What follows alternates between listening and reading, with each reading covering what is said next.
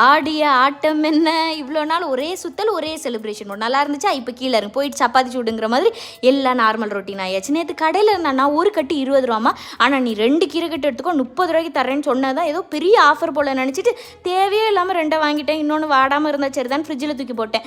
சரி இந்த புட்டு அவிக்கலான்னு வழக்கம் போல் தேங்காய் உடைக்க போய் என் மனசு உடஞ்சது தான் மிச்சம். ஃப்ரஸ்ட்ரேட்டாக அந்த துணி காய போடுறவங்கள கூப்பிடுங்கன்னு லியாண்டவங்கள்ட்ட கொடுத்தா உடச்சிட்டாப்ல. ஆனால் அதை வச்சு திருவே முடியாது, ஏன்னா அது அப்படி ஒரு ஷேப். அப்புறம் மிக்சியில் போட்டு திருக்குனேன், அது நல்லா தான் வந்துச்சு. அப்புறம் அதை லேயர் படுத்தி அந்த புட்டு மாதிரி அழகாக வச்சு இது பண்ணிட்டேன்.